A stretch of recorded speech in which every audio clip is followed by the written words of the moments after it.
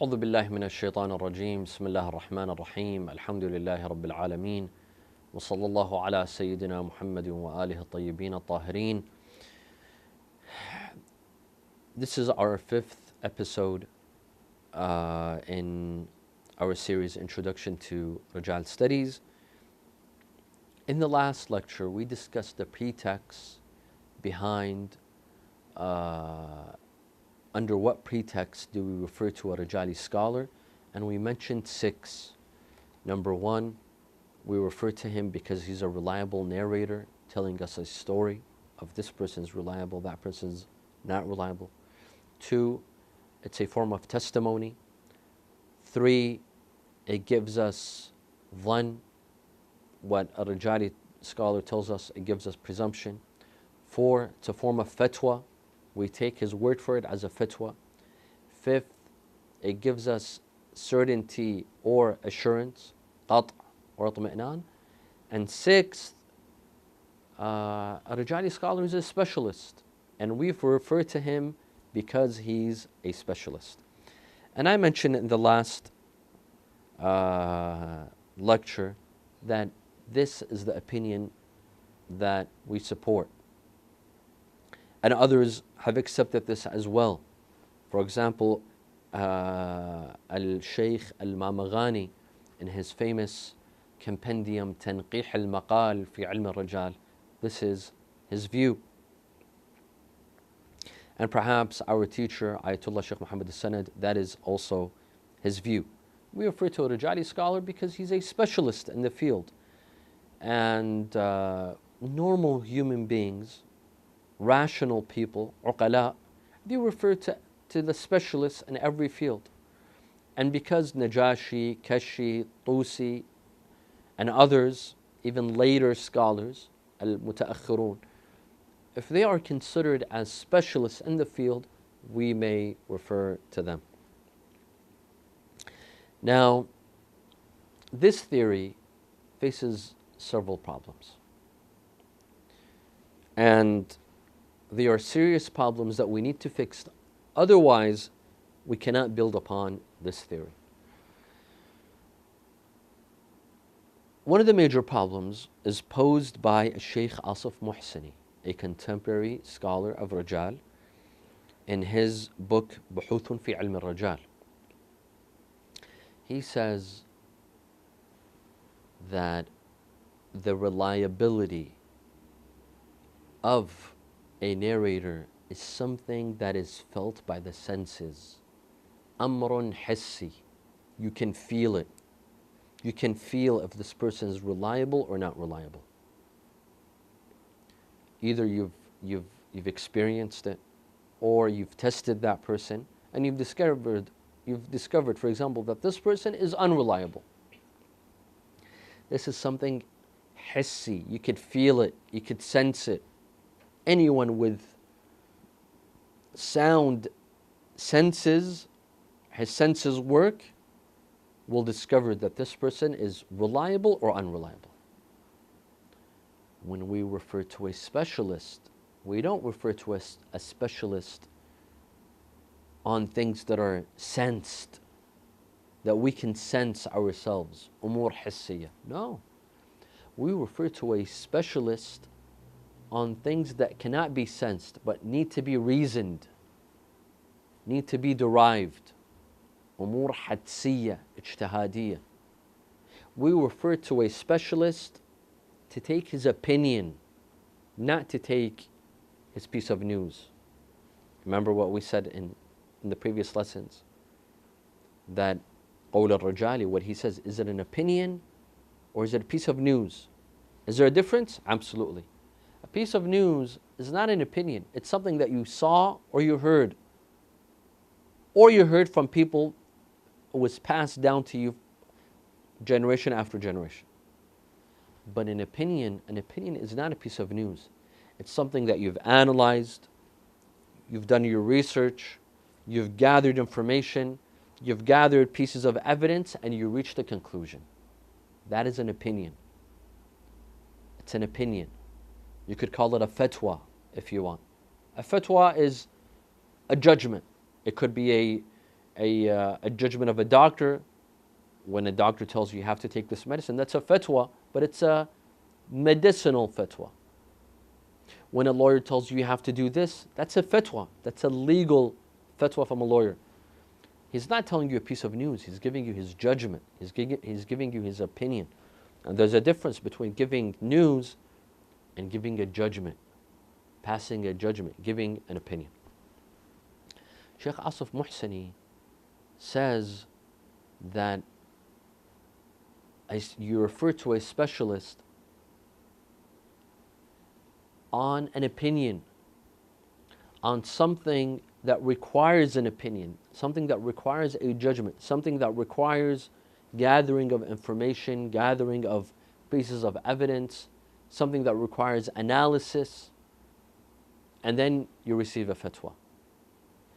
But the reliability or lack of reliability of a narrator, it doesn't require analysis. It doesn't require gathering of information. It doesn't require gathering of proof and evidence and clues. You either know that this person's reliable or you don't know. You've either sensed it or felt it or you haven't. So you don't refer when you want to see if this person is reliable or unreliable. There's no specialists. Specialists, you refer to specialists on things that require clues and knowledge and evidence and analysis. You don't refer to a specialist on things that are available for everyone. For example, today, is it hot or is it cold? You don't need to refer to a specialist to tell you that. You could discover that yourself. Children could discover that themselves. If today is hot or today is cold. What day is it today? Is today Sunday or Monday? You don't refer to a specialist. That's common knowledge. Basically, the reliability or lack of reliability of a narrator, that's common knowledge. Anyone can sense it. Anyone can feel it. Anyone can know it. You refer to a specialist on things that you don't know yourself unless you go and study for many years and you become a specialist yourself. But al-wathaqa, reliability and lack of reliability, it's not like that. It's not something that requires a specialist. This is what Sheikh Asif Muhsini posed as a problem. And indeed, this is a significant problem that requires an answer. Do we have an answer? Yes, we do. We have 4 answers to answer as Sheikh Asif Muhsini, this highly respected scholar. Number 1, we believe that Rijali scholars, when they tell us that this person's reliable or that person's not reliable, this is an opinion. This is not a piece of news. This is a judgment. We are referring to them as specialists. These Rijali scholars, they're not telling us this person's reliable or not reliable just because they saw or sensed from a narrator that he's reliable or not reliable. In many of the cases, they did not even see these narrators. And Najash never saw Zurara, and he never saw Muhammad ibn Muslim, and he never saw Yunus ibn Abdul Rahman, but he tells us that they're reliable. How?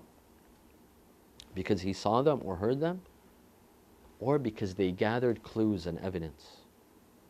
Or, for example, when they tell us that this person's unreliable, because they saw them and they witnessed them? No, sometimes there's a 100-year, 200-year gap between them and those narrators and transmitters.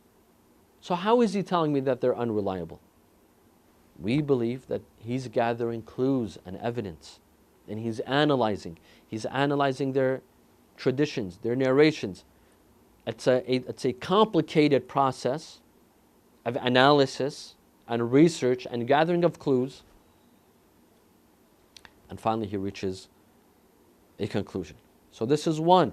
We believe that what they say, it's based on their ijtihad. It's not based on their senses. And we will discover that in the days to come and in the lectures to come. We see them sometimes authenticating certain narrators and transmitters based on their narrations, not because they saw them lie or not lie, they told a lie. No, based on their narrations. If they narrated things that they feel are, you know, what we would say dodgy, something that doesn't make sense. For example, they'll say, we saw Imam Sadiq fly in the air, for example. They'll say, no, this person's a liar. Because that can't be right. That can't be right. This person is a liar. They'll judge the narrator based upon his narrations, not because they saw him lie or not lie, not because they met him face to face and they discovered that he's lying directly. No, they judge it upon his narrations. So they're gathering clues and evidence. They're analyzing his narrations to reach a conclusion whether he's reliable or not reliable. So this tells us that they're not basing it on hiss, they're basing it on hats. What they're telling us is not a piece of news, it's an opinion and a judgment, because it's based upon gathering of clues. It's not based upon their senses, while they saw the narrator and they discovered that he's lying or that he's not lying. No, it's not like that. So this is one. Two, some things, some pieces of news, some things that are hissy, that are felt, they still need a specialist. Sheikh Asif Mohseni says that the things that are felt and sensed, they don't require a specialist. You cannot refer to a specialist when there are things that are felt and sensed, like the weather. Yes, you'll refer to a meteorologist, a specialist, to tell you what is exactly the weather today. Is it 40 degrees or 38 degrees? But is it hot or cold? You don't need a specialist. Some things do need a specialist, even if they're felt. They need a specialist. Which kind of things? The things that are felt and sensed, but only for a group of people, not for the majority. For the majority of the people, they're not felt or sensed. They don't have access. Only some people have access. Others don't have access. Let me give you an example. For example, there's a marja' that no one sees except his family members. His height, his weight, the color of his eyes, the color of his hair. Do these require analysis? No. They don't require an analysis. These are things that are felt and sensed. You could see them. But no one has access other than his family. His family, they become what? Specialists and experts. We rely on them because they are the specialists, because they are the experts. We refer to them, we have to take the word for it. So if he says, my father is ill or not ill, my father is tall or is not tall, whatever he says regarding his father, we take it. We have to take it because they are the specialists, because they are the experts. Although it's something that any of us could discover if we were to see, but we don't have access. And the reliability or lack of reliability of certain narrations, it's the same. We don't have access to them. Our only access to them is through these Rijali scholars, Najashi, Tusi, Keshi, Ibn al-Ghada'iri, and so on and so forth. We don't have access. There's over 1,000 years, over 12 centuries, a gap of 12 centuries between us and them. We have no other access to discover whether they're reliable or not reliable other than these Rijali scholars. So this is 2. 3, who said that the reliability or lack of reliability of a narrator is something that is felt and discovered easily? No. We disagree with Sheikh Al-Mohseni. Sheikh Al-Mohseni says that the reliability or lack of reliability of a narrator is something that is felt and sensed immediately. You can sense it. You don't need to gather clues. Amrun hissi, la hadsi. La ijtihadi. You don't need to perform ijtihad and gather clues to discover if a person is reliable or not reliable. You could tell immediately. You could sense if a person is reliable or not reliable. We disagree. We disagree. We believe that you have to gather clues and evidence to discover if a person is reliable or not reliable. That is why some people, for many years you think they're reliable, all of a sudden, after 5, 10 years, you discover they're not reliable. And vice versa. Some people, you thought they're not reliable, but they turn out to be reliable. Some people, after a while, you discover that they're not reliable. You had to gather clues and evidence. Maybe his story did not, it didn't check out in this case and in that case. You have to gather clues and evidence. Sometimes you can't know for a fact. For example, he tells a story, but that story doesn't make a lot of sense. You can't really tell if he's lying. You can't tell he's lying just because it didn't make sense. He could be telling the truth. That's only one piece of evidence. And then you gather another, and a third, and a fourth, until you reach the conclusion that this person is unreliable, or that this person is reliable. So it is a matter of gathering clues and evidence. It's not a matter of sensing it. It could be some people are so unreliable that from the first thing that they say you discover they're unreliable, and others, they're very discreet. They're very secretive, where you can't tell, are they reliable or are they not reliable? This will require patience, it will require time, and it will require gathering of clues and evidence. And finally, the fourth reply to Shaykh al-Muhsini is that there are certain things that in the beginning they require gathering of clues, but due to experience they become things that are discovered easily. So in the beginning some things could be hadsi, but then later on due to experience they become hissi. But you still refer to that person because he's an expert, as a specialist. Let me give you an example. Doctors.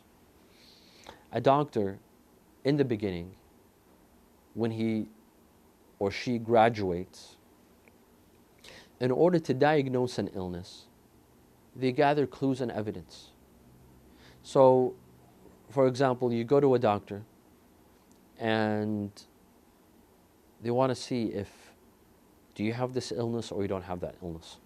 First, they take your blood pressure. They'll listen to your chest. Do you have coughs or you don't have coughs?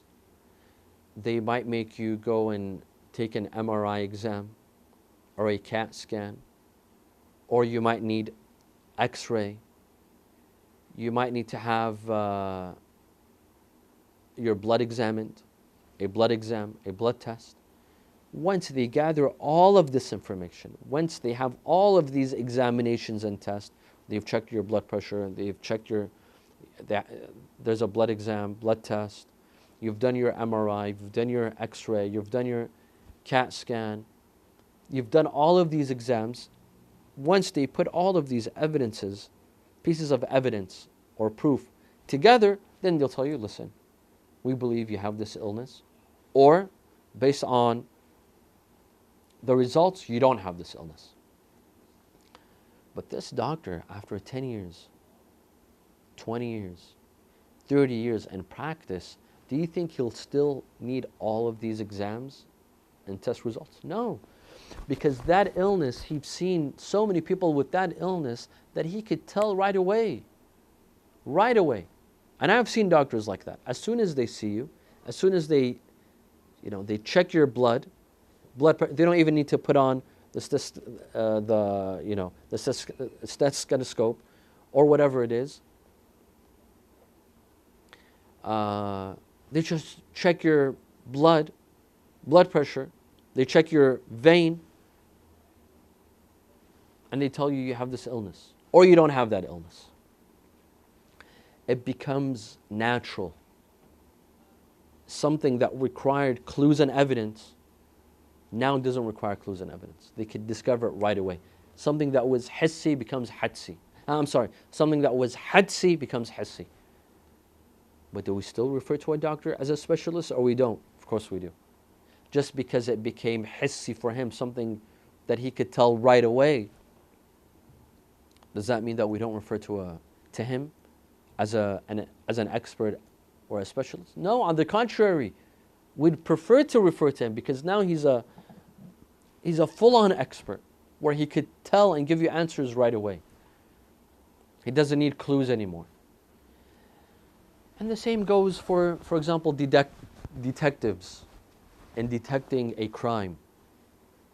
If there's a robbery, in the beginning, in the early years of the career, that investigator needs to collect a lot of clues and will require them months in order to discover a crime. But as that person grows older and gains expertise and experience, that person can discover a crime within a matter of minutes. You could say that it's this person or that person with very minimal clues.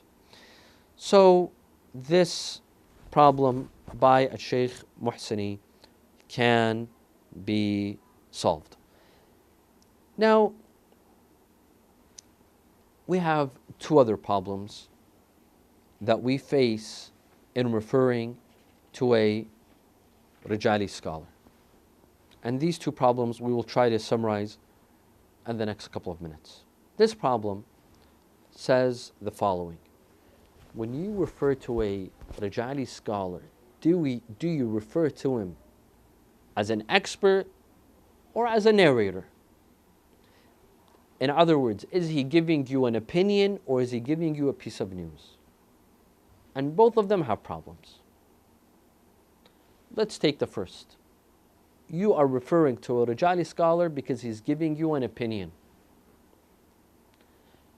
Now, if it's a person from the laity, a lay person that refers to a Rijali scholar, that's not a problem. But if a jurist wants to refer to a Rijali scholar and takes his opinion, isn't that taqleed of him? Isn't he performing taqleed of that Rijali scholar? While a mujtahid, he has to do all of his research. You can't rely upon others in his ijtihad. I'm trying to derive a law. Anything that I need to derive that law, I need to go and research it. I can't rely on the research of someone else. Otherwise, that becomes taqleed and not ijtihad. Well, first of all, this is partially true and partially not true. I cannot rely on the research of another jurist. As a jurist, I cannot rely on the research of another jurist if it's on the important premises of my argument. For example, I cannot rely on the understanding of another jurist when it comes to the Quran or the narrations, hadith. I have to employ my own understanding of the Quran and hadith. So when it comes to fiqh, usul al-fiqh, I cannot rely on the principles of another scholar when it comes to usul al-fiqh. For example, another scholar relies on ijma'. So I rely on him. I say, you know what, ijma', I could rely on ijma'. Why? Who said? I said, because that scholar said so. I didn't do my own research when it comes to ijma'. Can I rely on ijma' or can I not rely on ijma'? I can't do that. That becomes taqleed. Because these are important premises for my process of derivation. However, there are some premises that are not important, that are well researched in other sciences, that I may refer to others. For example, in tafsir, how this verse has been interpreted. Can I rely on scholars? Some say you can. When it comes to logic, mantiq, I don't go and do my research in mantiq. What a mantiqi scholar tells me, what a logician, so to speak, tells me, I take for granted. and I build upon it. Or even scientists. If a scientist tells me that so-and-so, I'm not going to go do my research in science. A mujtahid, that's not his field of expertise. He relies on scientists, he relies on economics, scholars of economics, and so on and so forth, if it has to do with his ijtihad. And that's fine. Experts can rely on other experts. Just like doctors. A doctor, why does he refer you to a CAT scan specialist or an MRI specialist? And he relies on his report. When you go and perform an MRI, they give you a report. You take that report and you bring it to your doctor, and based on that report, your doctor tells you what to do. Does that mean he's doing taqleed of another doctor? No, he's still an expert. Because there's so many fields out there and there's so many specializations out there, there's no way you could specialize in all of these fields. No way. When it comes to Arabic grammar, as a jurist, he's not going to go do research in Arabic grammar. He's going to take the laws of grammar as is, as it's given to him. He's not going to go and do his research when it comes to grammar. Is it this way or is it that way? No. There's a sets of laws in grammar that he's going to take for granted. And so too, when it comes to Rijal, he's going to rely on a Rijali scholar when he tells him that this person is reliable or that person is reliable, because he's the expert. No matter how much I research regarding, for example, Zurara, Najashi is still going to be the expert. He's going to be more knowledgeable than me. Tusi is going to be more knowledgeable than me regarding Zurara or others. I'm not going to beat him in that field. That's his field. So that is fine. Although he's an expert, I still may refer to him. The other problem, also posed by a Shaykh Asif Muhsini, he says, if we were to rely upon a Rijali scholar, not as an opinion, but as a piece of news, I will rely on Najashi and Tusi when they tell me this person is reliable or that person is not reliable, because he's giving me news. And we have to remember there's at least a 200-year gap between Najashi and Tusi and the narrators and transmitters of hadith. 200, 150, maybe 150, 100 years at least between them and the narrators, the companions of the Imams. So they didn't see the Imams. Supposedly, it was news that reached them, passed from one generation to the next.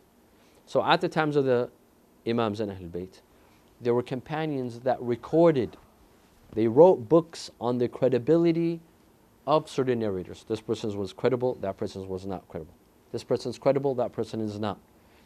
And these books, they were abundant and they were passed from one generation to the next until they reached Najashi and Tusi. So when they tell us this person is reliable, he has a source. He has a chain of narrators.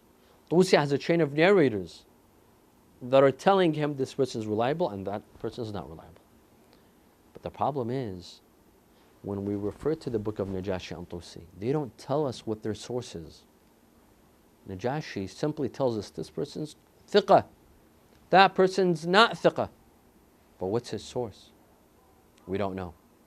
This is a problem. It's like a person who did not see the Imam. He did not see the Imam. He came 200 years after the Imam and he narrates a hadith taken by the Imam. There's a 200-year gap. How can he narrate from the Imam and he came 200 years after the Imam? He has to mention his source. He has to mention his chain of narrators. If he doesn't, this is called mursal, hadith mursal, meaning the chain of narrators is unknown. And we cannot rely on a hadith mursal. We cannot rely on a hadith where it doesn't have a chain of narrators. Or it does, but we don't know what it is. Najashi and Tusi, they don't tell us what their source is, what their chain of narrators are. So this is a problem. This is a problem for whom? For someone who accepts قول الرجالي, he accepts the words of a Rijali on the pretext that it's a piece of news. It's a reliable person telling us a story, a piece of news. So people like Sayyid al-Khoi will face this problem. Sayyid al-Sistani tried to fix the problem.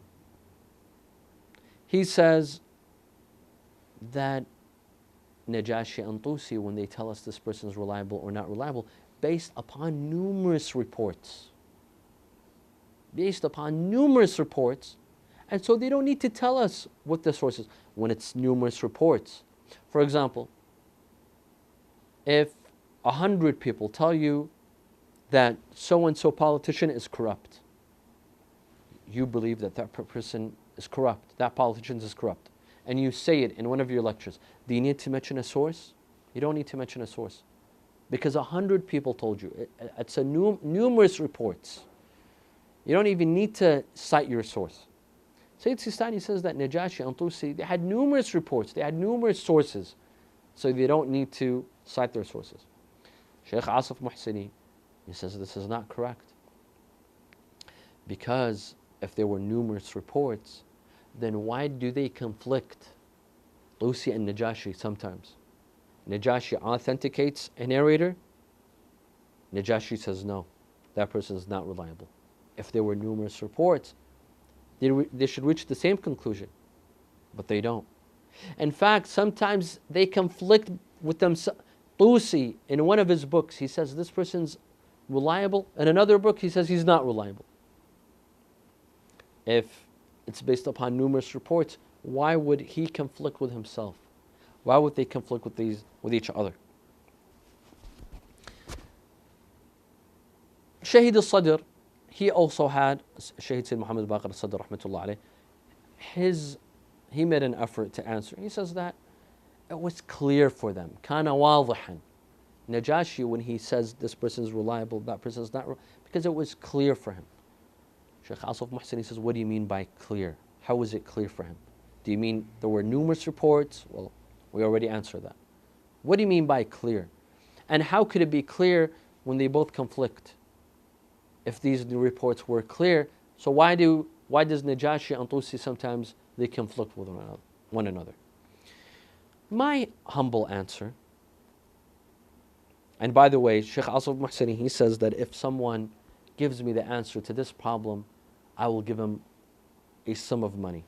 And incidentally, I met a Shaykh Asif Muhsini several months ago here in Karbala, and I told him, I hope you've brought a lot of money with you because I have an answer. Of course, he laughed and he didn't accept my answer, but I will say it. For me, it's convincing, but for him, it might not be convincing. That this problem is based on a wrong pretext. That Najashi and Tusi, they're not citing their source, and so we cannot accept what they say because they're not citing their source. And if they don't cite their source, how can we accept what Najashi and Tusi say? That means we cannot even accept Ilm al-Rijal. Ilm al-Rijal becomes useless because it's based upon unknown sources. This is all based on a wrong pretext. And that pretext is that we are relying on Najashi and Tusi because they are reliable narrators giving us a piece of news. But if we base it on the pretext that we accepted, they are specialists, they are experts. An expert, you don't ask him for your source. You don't ask him for your proof. You don't tell him, what is your source? No, an expert is an expert. When you go to a doctor, you don't tell him, why do you think I have this? Or why do you think I have that? No. He's telling you his expert view, and you accept it, whether you like it or you don't. Or you could refer to another doctor. You don't ask him for his source. So it depends on which pretext do you accept. If you accept the pretext that says they are experts, Ahl al-Khibra, then you don't need to ask for their source. And I will conclude here, and inshallah in the next episode we will discuss the later scholars of Ilm al-Rijal, al-Mutaakhirun. These scholars, Najashi, Tusi, Ibn al-Ghadairi, Kashi, they were the scholars of the formative period. But after 200 years, other scholars came. They're called al-mutaakhirun, the later scholars, like al-alama, al-hilli, and others. Can we rely on them when they authenticate certain narrators or not? This will come in another episode, inshaAllah. Walhamdulillahi Rabbil Alameen, wa sallallahu ala Muhammadin wa alihi at-tahirin.